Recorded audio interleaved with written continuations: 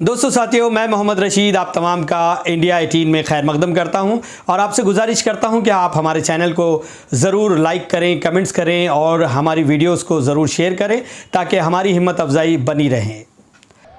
औज़ुबिल्लाहि मिनश्शैतानिर्रजीम, बिस्मिल्लाहिर्रहमानिर्रहीम, अस्सलामु अलैकुम वरहमतुल्लाहि वबरकातुहू। आज के इस जलसे और जनसभा के सदर जलसा भारतीय ट्राइबल पार्टी के सदर मोहतरम छोटू भाई वसावा साहब, शहनशीन पर तशरीफ़ फरमा जनाब महेश भाई वसावा साहब, रुकन असम्बली, मोहतरम इम्तियाज़ जलील साहब, रुकन पार्लिमान, गुजरात के मजलिस के सदर मोहतरम जनाब साबिर काबुलीवाला साहब, मेरे दोस्त और साबिक़ा रुकन असम्बली मोहतरम जनाब वारिस पठान साहब, मेरे अजीज़ दोस्तों और बुज़ुर्गों, हाज़रीन इकराम, मेरी इज़्ज़तदार और माँ और बहनों, आप तमाम का बेहद शुक्रिया कि आपने अपना कीमती वक्त निकाल कर आज के इस जलसे में शिरकत की। मैं मोहतरम जनाब छोटू भाई वसावा साहब का दिल की गहराइयों से उनका शुक्रिया अदा करता हूं कि उन्होंने हमको यहाँ पर आने की दावत दी और मैं उनका शुक्रिया भी अदा करता हूँ कि हम उनके मेहमान थे कल से और यकीनन उनकी मेहमान नवाजी हमारे दिल में एक जगह बना चुकी है। मेरे अजीज़ दोस्तों और बुज़ुर्गों, मैं यहाँ पर छोटू भाई वसावा साहब की दावत पर आज यहाँ पर आया हूँ और जैसा कि आप तमाम लोग इस बात से वाकिफ़ हैं कि गुजरात में मजलिस बीटीपी पार्टी के साथ मिलकर अपनी सियासी जद्दोजहद का आगाज़ करेगी। यहाँ पर जो इलेक्शन होंगे म्यूनसिपैलिटीज़ के, नगर पंचायत के, उन तमाम इलेक्शन में हम बीटीपी पार्टी के साथ रहेंगे और मेरी आपसे गुजारिश भी है कि आप हमारे लिए दुआ भी फरमाइए, हमको मौका भी दीजिए, अब हमको अपनी मोहब्बतों से नवाजिए ताकि ये जो हम काम करने जा रहे हैं, मैं इस बात का इकरार करता हूँ ये आसान काम नहीं है।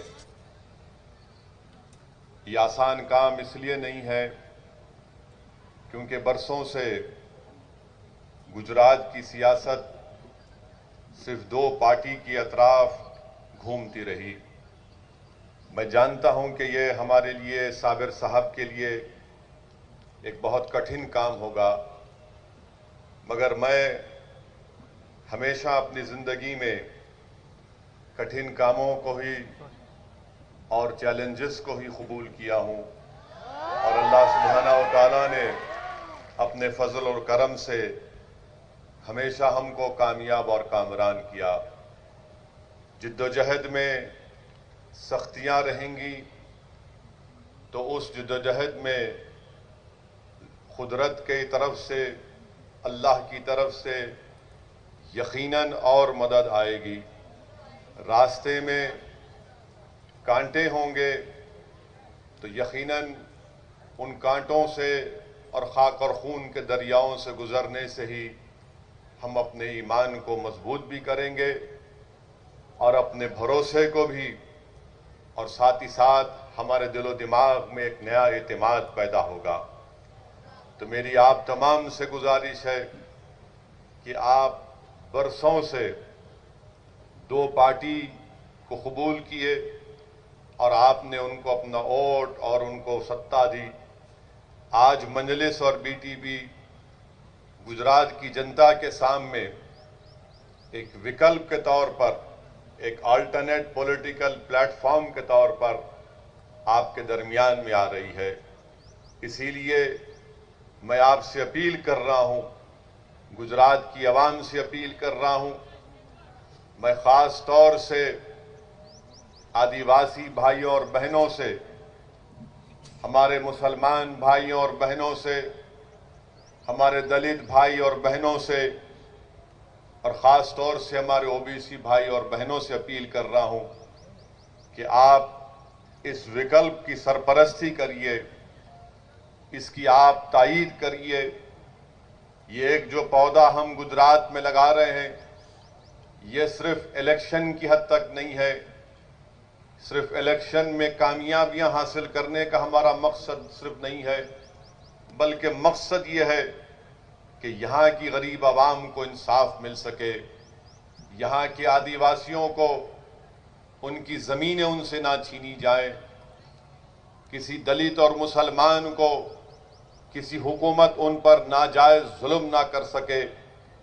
और पूरी लड़ाई का मकसद ये है कि जो बाबा साहिब अम्बेडकर का बना हुआ संविधान है, जिस संविधान ने हम तमाम को हुकूक दिए, राइट्स दिए, उन राइट्स को हासिल किया जाए। और मैं आपसे ये बताने आया हूं कि याद रखिए, हमारे मुल्क भारत की जमहूरियत की तल्ख हकीकत ये है कि अगर आप ये चाहते हैं कि आपसे इंसाफ मिले, अगर कोई आदिवासी चाहता है कि शेड्यूल 5 का इम्प्लीमेंटेशन हो, अगर कोई मुसलमान ये चाहता है कि मुझे गैर ज़रूरी किसी झूठे इल्ज़ाम में जेल में डालकर मेरी जवानी को सड़ा ना दिया जाए, अगर कोई दलित भाई हमारा ये चाहता है कि मुझे नक्सलाइट कहकर जेल में ना डाल दिया जाए, बल्कि बाबा साहेब अम्बेडकर के संविधान के तहत मुझे अपना हक मिले, तो याद रखो, सिर्फ नारे लगाने से, सिर्फ आंसू बहाने से, सिर्फ घुटन की जिंदगी गुजारने से या घर के दरवाजे और तनबियों को बंद करने से कोई आसमान से उतर कर या जमीन से निकलकर तुमको तुम्हारा हक नहीं देगा। भारत का संविधान आपसे ये कहता है कि अगर तुम हिम्मत वाले हो, अगर तुम्हारे सीनों में एक धड़कता हुआ दिल है, अगर तुम सिवाय अल्लाह के किसी से नहीं डरते, तो जमहूरियत में सालों सिर्फ वोट डालने वाले मत बनो, वोट हासिल करना भी अपना मकसद बनाओ।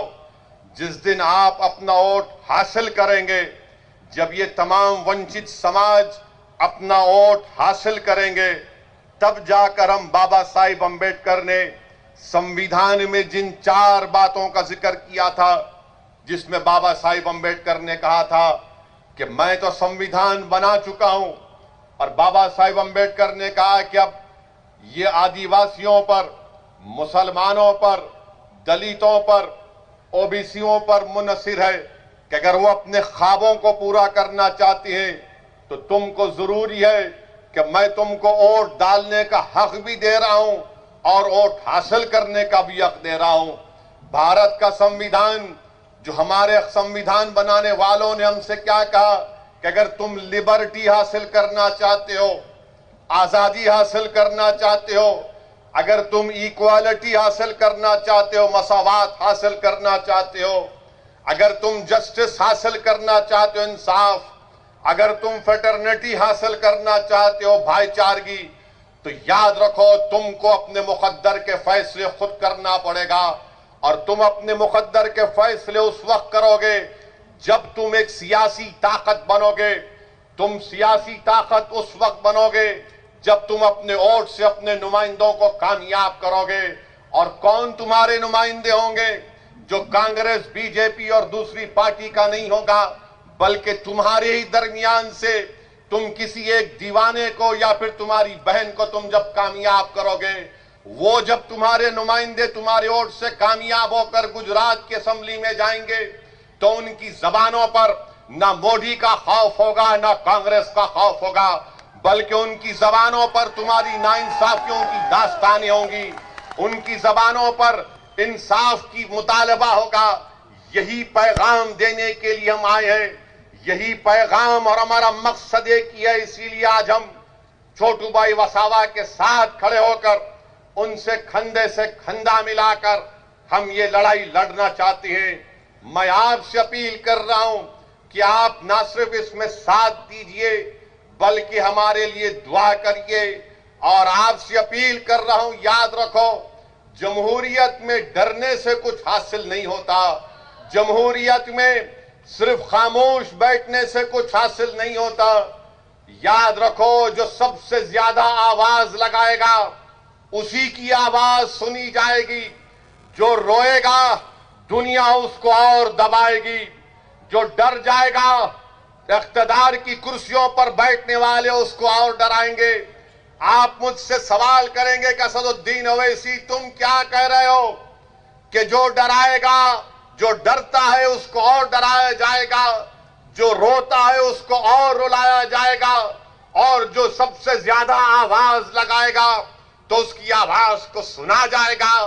ऐ भरूच के जियालो, ऐ भरूच के मेरे शेरों जो तुम आज यहां पर जमा हुए, सुन लो मेरी इस बात को, सुन लो मेरी इस बात को। भारत के किसानों ने नरेंद्र मोदी की नींद को हराम करके रख दिया। वो किसान निकल कर आए, वो किसान निकल कर आए, हजारों की तादाद में निकल कर आए, नारे लगाए, दिल्ली को अपना ट्रैक्टर लेकर आया। तो भारतीय जनता पार्टी जिसके पास 300 एमपी हैं, आज वो परेशान है, टाई टाई उनकी हो रही है कि कैसे किसानों से मुकाबला किया जाए। वही इत्तेहाद के मजाहरे, वही जमहूरियत के मजाहरे आपको गुजरात में करना पड़ेगा, क्योंकि नरेंद्र मोदी, बीजेपी जानती है कि संसद में, विधानसभा में इनके पास इतनी ताकत है कि जो लोग चुन कर जाते हैं वो गूंगे बन जाते हैं, जिनको वोट डालकर भिजाया जाता है वो अंधे हो जाते हैं, बहरे हो जाते हैं। इसीलिए जमहूरियत आपसे मुतालबा कर रही है। अंबेडकर का संविधान तुमसे कह रहा है कि अगर तुम जिंदा कौम हो तो हरकत करो, हरकत में बरकत है। तुम्हारी खामोशी दुनिया को पैगाम दे देगी कि तुम जिंदा कौम नहीं हो। जिंदा कौम का मतलब यह है कि जिंदगी का सबूत देना है। मैं हमारे आदिवासी भाइयों से कहना चाहूंगा कि भारत के संविधान में जयपाल सिंह मुंडा ने जो कुर्बानियां दी हम उनको सलाम करते हैं। यही जयपाल सिंह मुंडा थे जिन्होंने आदिवासियों के लिए शेड्यूल 5 का जिक्र संविधान में किया था। मेरे अजीज दोस्तों और बुजुर्गों, ये हमारी लड़ाई हमारी बका की लड़ाई है। ये हमारी लड़ाई हमारे संविधान को बचाने की लड़ाई है। हमारी लड़ाई इस मुल्क में अमन को मजबूत करने की लड़ाई है। मैं आज के जलसे से उस अजीम आदिवासी constituent assembly debate constituent assembly के रुकन जयपाल सिंह मुंडा को भी सलाम करता हूं कि इन बुजुर्गों ने हमको, हमारी आने वाली नस्लों के लिए ये सोचकर शेड्यूल 5 का इनकॉर्पोरेशन भारत के संविधान में किया था। मैं आज के जलसे में मोहतरम जनाब अहमद पटेल साहब को भी खराज अकीदत पेश करना चाहूंगा। ये उनकी सरजमीन है। यहीं से अहमद भाई निकलकर दिल्ली गए और कांग्रेस पार्टी के ऊंचाइयों तक पहुंचे। मैं अल्लाह से दुआ करता हूं कि अल्लाह सुब्हानहू व तआला अहमद पटेल साहब की मग़फ़िरत फरमाए, अल्लाह उनकी खबर को नूर से भरे, अल्लाह उनके अफराद खानदान को सब्र जमील अता फरमाए। मैं यकीनन अहमद पटेल साहब से मेरे ताल्लुकात थे, मुखालिफत भी मैं उनकी करता था, मगर एक नेक आदमी थे और यकीनन उन्होंने बहुत कुछ किया है और मुझे यकीन है कि अल्लाह उनको उसका अजर आखिरत में भी देगा, उनकी खबर में भी देगा। और मेरी दुआ है कि अल्लाह सुब्हानहू व तआला उनके फर्जन को उनका नेक ने में बदल बना दे। अल्लाह उनकी कुर्बानियों को रायगा जाने ना दे। मेरे अजीज दोस्तों और बुजुर्गों, एक और अहम बात जिसकी तरफ मैं आपकी तवज्जो चाहता हूं, अभी हमने आपके सामने कहा कि शेड्यूल 5 जो कॉन्स्टिट्यूशन में है, संविधान में, उसका इंप्लीमेंटेशन नहीं होता है। मैं भरूच के और गुजरात के मुसलमानों से और गुजरात के उन जनता से जो अंबेडकर के संविधान की खूबसूरती और ताकत को समझते हैं, गुजरात में एक कानून है जिसका नाम है डिस्टर्ब्ड एरियाज एक्ट, जिसमें कोई अपना घर कलेक्टर से इजाजत लिए बगैर नहीं बेच सकता है ना कानून ये। अब आप ये देख लो, मैंने क्या कहा था आपसे कि हम छोटू भाई वसावा साहब के साथ मिलकर लड़ाई लड़ना चाहते हैं। एक तरफ आदिवासी कह रहा है कि शेड्यूल 5 का इंप्लीमेंटेशन हो, तो कहा जाता है कि नहीं इंप्लीमेंटेशन करेंगे, बीजेपी की सरकार कहती है। दूसरी तरफ अंबेडकर का बना हुआ संविधान कहता है कि गुजरात में डिस्टर्ब्ड एरियाज एक्ट संविधान के खिलाफ है, इसको हटाओ। तो बीजेपी कहती है हम इसको नहीं हटाएंगे। मैं अपना घर और दुकान नहीं बेच सकता हूं और तुम वहां पर शेड्यूल 5 का प्रोटेक्शन आदिवासियों को नहीं दोगे, उनकी जमीनों पर कब्जा करोगे। 121 गांवों को इको सेंसिटिव आपने करार दे दिया। पानी आपने निकाला हमारी जमीनों को लेकर और आदिवासी गांव तक पीने का पानी मुहैया नहीं किया जाता। तो आखिर कौन सा सबका साथ, सबका विकास, सबका विश्वास की बात बीजेपी कर रही है? ना शेड्यूल 5 का इंप्लीमेंटेशन होता है, ना डिस्टर्ब एरियाज एक्ट निकाला जाता है जो भारत के संविधान के पूरा खिलाफ है।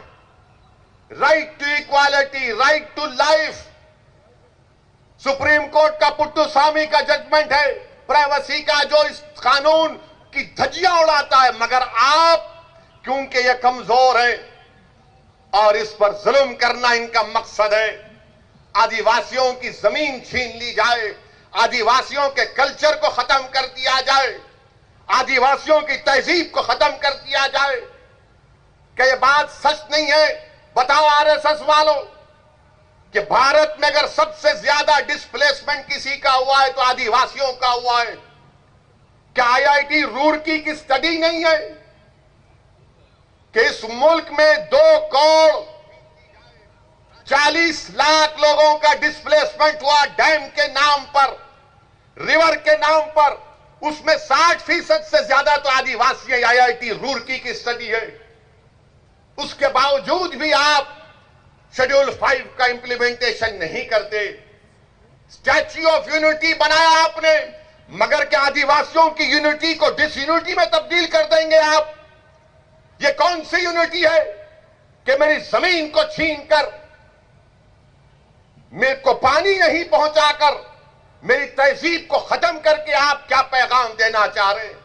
मगर मैं गुजरात के मुसलमानों को पैगाम दे रहा हूं, मैं आपको पैगाम दे रहा हूं कि सीखो आदिवासियों से कि बीजेपी की हुकूमत 25-26 साल से इस सरजमीन पर, यहां पर बरसों से आरएसएस ने अपना काम किया, मगर उसके बावजूद भी मैं छोटू भाई वसावा साहब आपको सलाम करता हूं कि आपकी और आपके समाज ने आपके 2 एमएलएस को जिताया यहां पर। ये इनको कामयाब किया, बीटीपी को, हमारे महेश भाई को और उनके साथियों को। इन आदिवासियों ने हमको पैगाम दिया, मुसलमानों को, कि देखो हमारी जमीनें छीन ली गई, हमारे जमीन के अंदर जो सोना है, कोयला है, उससे महरूम कर दिया गया। मगर हम ना उम्मीद नहीं हुए। हमने छोटू भाई को अपना नेता माना, अपना बड़ा माना और हमारी लड़ाई के लिए उनको अहमदाबाद में भिजाया, क्योंकि हम ये मानते हैं, आदिवासी जानता है कि उनकी लड़ाई अगर कोई लड़ सकता है तो बीजेपी कांग्रेस वाला नहीं लड़ सकता। उनकी लड़ाई अगर कोई लड़ सकता है तो उन्हीं के दरमियान का छोटू भाई वसावा लड़ सकता है। मेरे अजीज दोस्तों और बुजुर्गों, ये हमको सीखने की जरूरत है यकीनन मेरे इस जुमले से बहुत से लोगों को तकलीफ होगी, मगर मेरा मकसद यह है कि सच्चाई को बयान किया जाए और आपके दिलों में एक जोश को पैदा किया जाए, एक फिक्र दिया जाए आपको, ताकि जब आप यहां से उठकर जाएंगे तो एक पैगाम और फिक्र लेकर जाए। मेरे अजीज दोस्तों और बुजुर्गों, मैं छोटू भाई वसा साहब के घर पर आज हम निकलने से पहले हमको मीडिया के लोग आते हैं। माशाअल्लाह से पूरे भारत में अगर कोई बदनाम है तो ये दीवाना आपके सामने जो खड़ा हुआ। मीडिया के लोगों को लगता है कि इस दाढ़ी वाले का सर पे जिसकी टोपी है उसका इंटरव्यू लेंगे तो उनका टीआरपी बढ़ता है। हमको भी कोई फिक्र की बात नहीं है, वो भी अपना काम, हम भी अपना काम करते हैं।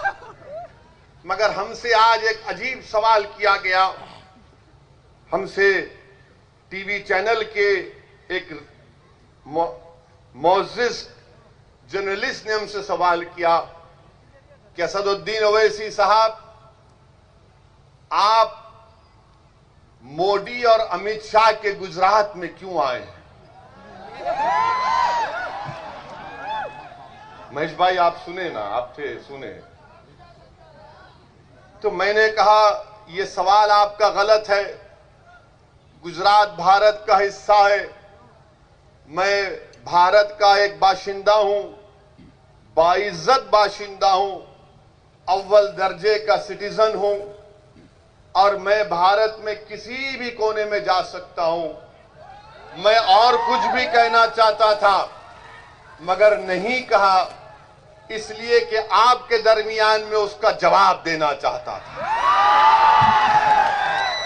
मैं हमारे वो मीडिया के लोग जिनके दिमागों में ये बात बैठ चुकी है कि ये गुजरात मोदी और अमित शाह का है, ये आपकी गलत सोच है, ये आपकी गलत सोच है, आपकी अनपढ़ सोच है, आप नहीं जानते। मैं तो ये समझता हूं और मानता हूं ये गुजरात गांधी का गुजरात है,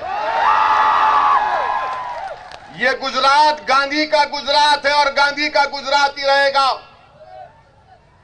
क्योंकि अमित शाह और मोदी गांधी से बड़े नहीं हैं, ना कभी होंगे इंशाअल्लाह।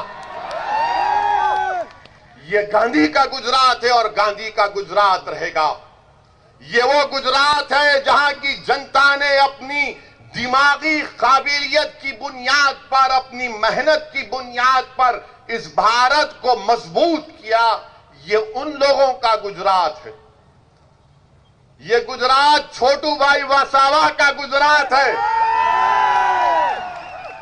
ये गुजरात छोटू भाई वसावा का है। मगर अगर हर कोई ये कहेगा कि नहीं ये मोदी और अमित शाह का गुजरात हो गया, हाँ यहां से गए जरूर, बहुत से आएंगे चले जाएंगे, मगर गुजरात की पहचान तो गांधी से होगी ना। गुजरात की पहचान यहां के आदिवासियों से होगी, गुजरात की पहचान यहां की तहजीब और तमद्दुन से होगी। गुजरात की पहचान उन लोगों से नहीं हो सकती जो आजादी के बाद आए और आकर थोड़ा बहुत सियासत में काम किया, उनको जनता ने उनको वहां दिल्ली पहुंचा दिया। मगर मीडिया के लोगों, वो पूरा नहीं, थोड़े लोग, जरा हिस्ट्री पढ़ लो और कभी भी सवाल करने से पहले, खास तौर से मुझसे जब सवाल करेंगे, एहतियात से। हम अच्छों को नहीं छोड़ते, क्योंकि मैं किसी के घर में मेहमान था, इसीलिए जरा अपनी खराब जबान को रोक लिया, वरना मैं जबान का बड़ा गंदा, जिसलिए कहते ना कि ये हेट स्पीच देता, जहां जाता हेट स्पीच देता। मैं कभी भी ये नहीं कहा, ना मैं किसी मजहब के खिलाफ था, ना हूं और ना कभी रहूंगा इंशाअल्लाह ताला। मेरी लड़ाई भारत के संविधान में जो हमको हक दिया गया, उन हक हुकूक को हासिल करना है, और वही लड़ाई उस वक्त कामयाब होगी जब आप साथ देंगे। साबिर काबुलीवाला, असदुद्दीन ओवैसी गुजरात को अपनी अना की तस्कीन के लिए नहीं आए। इम्तियाज जलील, वारिस पठान अपनी मकबूलियत में इजाफा करने के लिए गुजरात को नहीं आए। हम गुजरात को इसलिए आए ताकि पूरा वंचित समाज एक हो जाए। इस वंचित समाज का एक्सप्लॉयटेशन, इस्तेसाल हो रहा है। मैं गुजरात को इसलिए आया हूं कि तुम्हारे दरमियान में मुझसे ज्यादा काबिल किसी को अल्लाह लीडर बना दे, जो सच्चाई के साथ गुजरात की विधानसभा के में जाकर गुजरात की विधानसभा के दरों दीवारों को इंसाफ का नाम लेकर उन दीवारों को हिला कर रख दे। ये मेरा मकसद है, ये हमारा पैगाम है। इसीलिए मेरे अजीज दोस्तों और बुजुर्गों, मुत्तहिद रहिए और मजलिस और छोटू भाई वसावा की बीटीपी पार्टी का साथ दीजिए। हमारा मकसद एक ही है कि ये जो दो पार्टियां गुजरात में चल रही हैं, ये मामू भतीजे की पार्टी है, कांग्रेस बीजेपी। ये मामू भतीजे हैं। तू मेरी पीठ खुजा, मैं तेरी पीठ खुजाता हूं। ये कांग्रेस वाले अब मीडिया हमसे एक बार सवाल किए कि कोई आपको बोलता बी टीम है, आप फुला करते।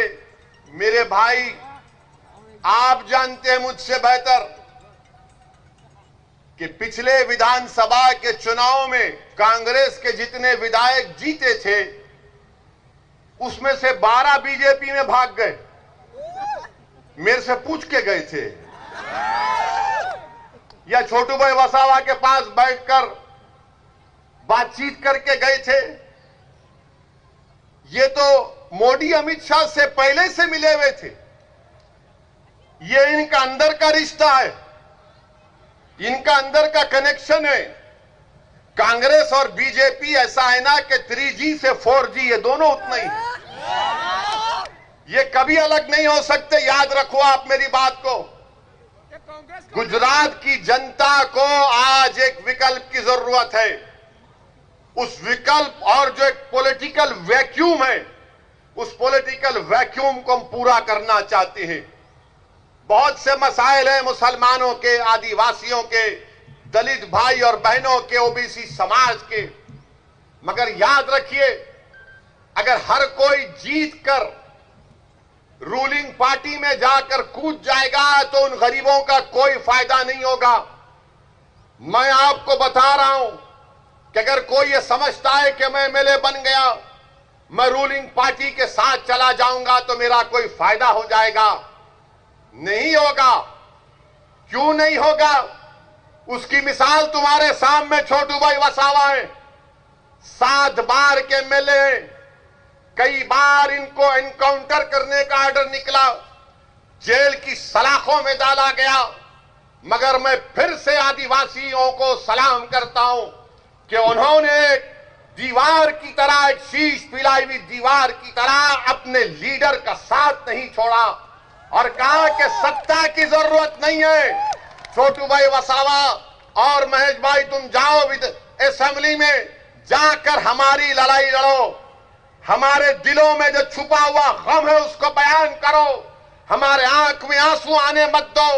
हमारे बच्चों के हौसलों को बुलंद रखो। तुम लड़ाई लड़ो, जीत हार तो ऊपर वाला तय करेगा। मगर मर्दानगी वो है जो इख्तिदार के सामने खड़े होकर उनकी आंख में डालकर कहे कि नरेंद्र मोदी, तुम्हारा CAA का कानून, तुम्हारा ट्रिपल तलाक का कानून, तुम्हारा UAPA का कानून, ये संविधान के खिलाफ है।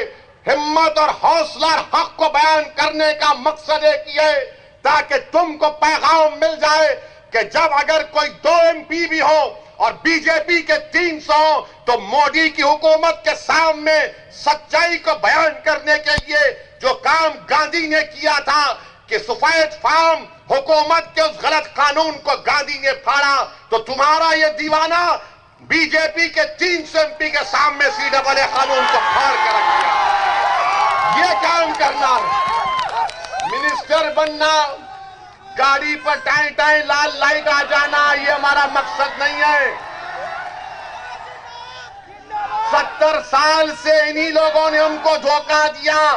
तुम्हारा वोट लिया, दिल्ली गए, तुमको धोखा दिया।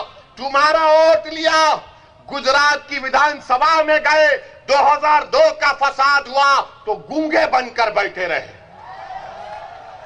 इसीलिए मेरे अजीज दोस्तों और बुजुर्गों, मेरी इज्जतदार मां और बहनों, इत्तेहाद को पैदा करिए। हां, इस बात को तैयार हो जाइए कि मेरे आज और छोटू भाई वसावा साहब के हमारे इस जलसे के बाद कल से तमाम के तमाम ये जितने दल्ले हैं, ये जितने चमचे हैं, ये जितना मुर्दार का इंसान का गोश्त खाने वाले गीबत शुरू करेंगे। तो देखो वो भड़काऊ भाषण दिया था, वो ऐसा बोला था। अरे याद रखो, मेरी तकरीर में एक पॉइंट भी कोई संविधान के खिलाफ नहीं है, ना है ना रहेगा। मैं थोड़ा बहुत कानून जानता हूं और कानून का लिहाज करना ये मेरी जिम्मेदारी है। कानून की इज्जत करना ये हम तमाम की जिम्मेदारी है। और वही कानून हमसे कहता है कि जब तुम आवाम के दरमियान में जाओ तो सच्चाई को बयान करो, अल्फाज को चाप कर बयान मत करो। ये हमसे नहीं हो सकता, ना कभी हुआ है ना कभी होगा इंशाअल्लाह ताला। अहम बात जो आपके सामने रखना चाहूंगा मेरे अजीज दोस्तों और बुजुर्गों, मजलिस के ताल्लुक से हम बिहार का इलेक्शन लड़े तो जैसा हम बिहार में गए सब शुरू हो गए, बैंड बाजा पार्टी शुरू हो गई कि देखो ओवैसी आया है, मजलिस आई है और मजलिस वोट काटेगी। हम 20 कैंडिडेट लड़े, 20 में 5 हमारे कामयाब हुए। और कहां से कामयाब हुए बिहार में? सीमांचल की सरजमीन से। बिहार में सबसे पसमानदा इलाका, बल्कि पूरे भारत का अगर कोई पसमानदा इलाका है तो सीमांचल का इलाका है। वहां की गरीब जनता ने हमको आशीर्वाद किया, हमको अपनी मोहब्बतों से नवाजा और हमको कामयाब किया। जब मजलिस के मुखालिफ लोग सीमांचल में मजलिस के खिलाफ पैगाम और मुहिम चला रहे थे तो वहां पर हमारी मां और बहनों से मुलाकात की और कहा उन मुखालिफिन ने कि मां तू किसको वोट देगी? तो उस मां ने कहा पतंग छाप को वोट देंगे। बोले कौन पतंग छाप? तो उस मां ने कहा जिसके सर पे गोल टोपी है उसको वोट देंगे। तो उन मुखालिफिन ने कहा अरे वो तो सत्ता में नहीं आएगा। तो उस मां ने कहा सुनो इस बात को, उसीलिए तो उसको वोट दे रहे हो, उसको सत्ता से मोहब्बत नहीं, उसको इंसाफ के लिए लड़ना है, उसको हमारी आवाज बनना है। ये काम आपको करना है। आपने सबको मिनिस्टर बनाया, मंत्री बनाया, संतरी बनाया, ये तमाम के तमाम कंत्री निकले। अब आपको मर्दों को भी जाना है, बहादुर मां और बहनों को वोट डालकर भी जाना है, जिनकी जबानों पर तुम्हारी नाइंसाफियों की दास्तान हो, जिनकी सोच और फिक्र में तुम्हारी तरक्की हो, जिनका जीना और मरने का मकसद तुम्हारी लड़ाई लड़ना हो। इसीलिए मैं आपसे कह रहा हूं कि जिस तरह बिहार की जनता ने मजलिस के 5 उम्मीदवारों को कामयाब किया, मेरी आंखें वो दिन देख रही हैं इंशाअल्लाह ताला। हम छोटू भाई वसावा के साथ गुजरात में इंशाअल्लाह ताला अपनी एक सियासी हैसियत को बनाएंगे और एक ताकतवर हैसियत को बनाएंगे यहां पे इंशाअल्लाह ताला। मेरे अजीज दोस्तों और बुजुर्गों, 20 सीट 5 हम जीते, 9 पर कांग्रेस और आरजेडी कामयाब हुए, 6 पर एनडीए कामयाब हुई। और वो 6 जो एनडीए कामयाब हुई उनका जो कुल वोट था हमारे वोट से बढ़कर था। जब मैंने ये तमाम चीजें डाल दी तो ये लोग जो डरते हैं ना, जो मजलिस की मुखालिफत क्यों करते हैं, वो इसलिए करते हैं कि वो हमेशा तुमको गुलाम बनाकर रखना चाहते हैं, तुमको डरा कर रखना चाहते हैं। तुमको खौफ दिलाकर रखना चाहते हैं कि अगर तुम हमसे हटकर किसी को और दोगे तो तुम्हारी जिंदगी को खतरा, अगर तुम हमसे हटकर किसी का साथ दोगे तो तुम्हारी मस्जिद को खतरा, अगर तुम हमसे हटकर किसी को और दोगे तो तुम्हारा जीना मरना या तुम्हारे इलाके में डेवलपमेंट नहीं होगा। मेरे भाई याद रखो मेरी इस बात को, मैं भी थोड़ा बहुत उलेमाओं के पैरों के पास बैठकर उनकी जबान से सुनाऊं कि जब हशर के दिन अल्लाह सबको जमा करेगा जिसमें तुम और हम भी शामिल होंगे, उनसे पूछा जाएगा कि बताओ तुमने दुनिया में कितने दिन गुजारे। उन तमाम से पूछेगा रब्बे करीम, तो सब पुकार कर कहेंगे अल्लाह एक दिन गुजारा था हमने। और तुम उस एक दिन के लिए, तुम सिर्फ इस एक दिन के लिए डरोगे, तुम सिर्फ उस एक दिन के लिए इन बातिल ताकतों के सामने अपना सर को झुकाओगे, तुम सिर्फ एक दिन के लिए अपनी आंख में आंसू लाओगे उनके खौफ से नहीं। अगर एक दिन जीना है तो अल्लाह के खौफ से आंसू पैदा करो, अगर एक दिन जीना है तो हिम्मत से गुजारो, अगर एक दिन जीना है और जिएंगे एक दिन तो इज्जत से गुजारो, और इज्जत से गुजारो और इज्जत से जाएंगे इंशाअल्लाह ताला। मेरे अजीज दोस्तों और बुजुर्गों, ये इसलिए कह रहा हूं, ये इसलिए कह रहा हूं कि सोचो मेरी इस बात को, सोचो मेरी इस बात को, सोचो मेरी इस बात को। अब डरना किसी से नहीं है, जमहूरियत है, संविधान सबके लिए बराबर है।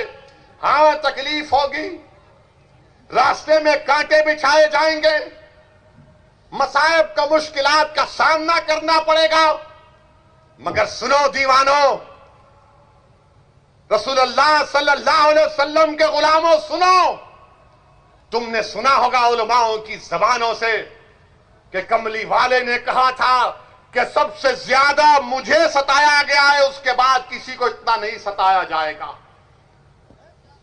मेरे अजीज दोस्तों और बुजुर्गों, अपनी हिम्मत और हौसलों को बुलंद रखो। क्या तुम नहीं देखते कि हमारी तारीख में ऐसे ऐसे वाकयात हैं, तारीख के किताबों में, सीरत की किताबों में वाकयात हमारे सामने हैं। हजरत बिलाल को गरम गरम रेत पर पत्थर रख दिया जाता था, और जब अल्लाह ने उनको इज्जत दी, कैसे इज्जत दी, कहा कि आका ने फरमाया कि बिलाल काबे की छत पर खड़े हो जाओ और आजान दे। ये होता है, मसाइब और मुश्किलात से गुजरना पड़ेगा, और वही लोग कामयाब होते हैं जिनमें एतमाद होता है, जिनमें भरोसा होता है, जिनमें हिम्मत होती है। और हमको और आपको यही काम करना है। मैं हमारे बुजुर्गों से अपील करूंगा, जो मेरी गुफ्तगू को बहुत ज्यादा पसंद नहीं करते, मगर मैं हमारे बुजुर्गों से हाथ जोड़कर अपील कर रहा हूं, क्या आप भी इन बच्चों का मुस्तकबिल अपनी जवानी जैसा तुमने गुजारने दोगे? हमारे बुजुर्गों से अपील कर रहा हूं कि इन बच्चों के लिए, आने वाली नस्लों के लिए, ये आने वाला कल उनका होगा, उनके अच्छा बनाने के लिए, उनके हुकूक को हासिल करने के लिए, भारत की जमहूरियत को, भारत के संविधान पर और अटूट भरोसा पैदा करने के लिए मैं आपसे अपील कर रहा हूं कि छोटू भाई वसावा की बीटीपी पार्टी का साथ दीजिए, मंजलिस का साथ दीजिए। ये तो शुरुआत हुई है गुजरात से, अभी यहां से हम शुरू करेंगे। अभी तो पहला कदम नहीं पड़ा और दुश्मन कांपना शुरू कर दिया। अभी तो चलना शुरू नहीं हुआ, सियासी महलों में जलजले आना शुरू हो गए। अभी तो दौड़ना शुरू नहीं किए तो मातम शुरू हो चुका है। ये गुजरात से जाएगा, गुजरात कवर करेगा इंशाअल्लाह, राजस्थान भी जाएंगे इंशाअल्लाह ताला, राजस्थान भी जाएंगे। वहां पर धोखा किसने दिया छोटू भाई वसावा को? किसने दिया? आपको मालूम क्या किया कांग्रेस और बीजेपी ने, मामू भतीजा पार्टी ने? आज से इनका नाम मामू भतीजा पार्टी। कंफर्म, बस लॉक कर दिया जाए, इसको लॉक कर दिया जाए। तो मामू भतीजा ने क्या किया? छोटू भाई वसावा का चेयरमैन बनना था क्या महेश भाई? तो इनको लगा कि आदिवासी बनेगा, आदिवासी पार्टी का बनेगा। तो मामू भतीजे बोले मामू वो पुकारा भतीजा, दोनों गले मिल गए, लपट के रोए, बोले नहीं नहीं हम दोनों एक हैं, ये गंदा है, इसको नहीं बनाएंगे। धोखा दिया, धोखा दिया। और एक चेयरमैन की सीट के लिए, एक चेयरमैन की सीट के लिए सोचो इनके दिलों में कितनी नफरत भरी होगी। सोचो ये क्या आपको ताकतवर बनाएंगे। इसीलिए कह रहा हूं कि हमको गुलाम बनाकर रखना चाहते हैं। मैं आपसे कह रहा हूं कि आप मंजलिस का, बीटीपी पार्टी का साथ दीजिए। गुजरात की सियासत में एक नई तारीख हम रकम करेंगे। कल तक जो लोग एक टेबल पर, एक कुर्सी पर पैर पे पैर डालकर हमारे मुकद्दर का फैसला करते थे, आज एक और कुर्सी उसके सामने पर रखी जाएगी। उसमें महेश भाई और बैठेंगे और बैठकर कहेंगे ए रुक जाओ साहिब, एक और कुर्सी डालो, साबिर भाई तू भी बैठ। तो साबिर काबुली वाला और महेश भाई बैठकर उस साहिब की आंख में आंख डालकर बोलेंगे अब ये काम तुमको करना है, हम तुमको ऑर्डर दे रहे हैं, तुम ऑर्डर नहीं दे सकते अब हमको। ये जमहूरियत में होगा, वो दिन आएगा इंशाअल्लाह ताला। हो सकता है कि मेरी जिंदगी में आए, मगर आएगा इंशाअल्लाह ताला। मुझे अपनी जिंदगी का भरोसा नहीं है, मैं कब चला जाऊं, कब बुलावा आ जाए, मगर जब तक अल्लाह मुझे इस दुनिया में जिंदा रखेगा मैं ये बात करता रहूंगा। गरीब और मजलूमों के इंसाफ का मुतालबा करता रहूंगा। मैं ये नहीं देखूंगा कि भारत के संसद में किसी इख्तिदार की कुर्सियों पर बैठने वाले वजीर आजम के पास 300 सीट है। मैं ये देखूंगा कि क्या मेरे दिल में इन गरीबों की मोहब्बत है या नहीं। मैं उसी को बुनियाद बनाकर हमने हमेशा आपको बयान करते गए, सच्चाई को बयान किया और ये करते रहेंगे। ये मिजाज आपको पैदा करना है मेरे भाई, ये मिजाज आपको पैदा करना है और इंशाअल्लाह ताला हम पैदा करेंगे। अब आप देखते हैं ना कि जो लोग सेकुलरिज्म बोलते हैं, अरे पूरे बीजेपी वाले लोकसभा की सीट जीत गए, कहां गया सेकुलरिज्म? अच्छा एक मेरे सवाल का जवाब दो, यहां की पार्लियामेंट की सीट में आप तमाम जितने यहां पर है, आपने बीजेपी को वोट दिया? दिया? किसको वोट दिया आपने? कांग्रेस को दिया ना, मामू भतीजा को दिया ना, शर्मा ने बोल दिया ना। कैसा जीत गया मामू भतीजा? फिर अभी सोचे तुम कभी कैसा जीत गया मेरे भाई। इसीलिए कह रहा हूं वंचित समाज एक हो जाओ, वंचित समाज एक हो जाओ। तुम्हारे वोट की अब अहमियत को जताना है तो छोटू भाई वसावा का हाथ पकड़ लो। पकड़ लिया नहीं, दिल में मोहब्बत भी पैदा करो।